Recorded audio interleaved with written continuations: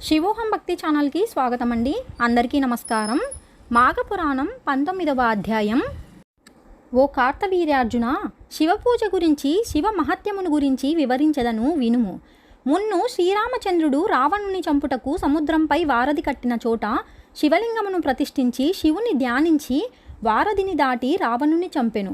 అటులనే హనుమంతుడు సముద్రమును దాటినప్పుడు శివుని ధ్యానించి రామునికి నమస్కరించి మహాబలమును సంపాదించి సముద్రమును దాటెను. అర్జునుడు యుద్ధమునకు బయలుదేరే ముందు శివపూజ చేసి యుద్ధరంగంలో ప్రవేశించారు.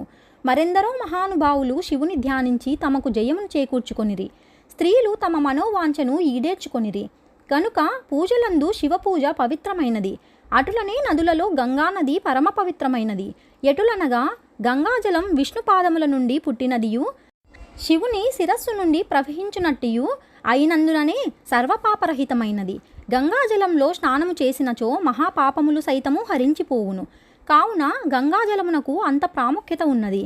ఇంకనూ గంగాజలం గురించి చెప్పబోవునది ఏమనగా, ఏ నదిలో గాని సెలయేరులో గాని చెరువునందు గాని స్నానం చేయునప్పుడు గంగా గంగా గంగా అని 3 పర్యాయములు అనుకుని శిరస్సున నీళ్లు జల్లుకొనిచో అది గంగాజలంతో సమానమైనగదుగును.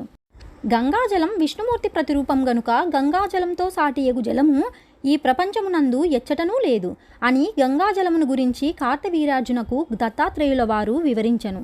మాఘపురాణం 19వ అధ్యాయం సంపూర్ణం. మరొక వీడియోలో మాఘపురాణం 20వ అధ్యాయం గురించి తెలుసుకుందామండి. సెలవా మరి. స్వస్తి.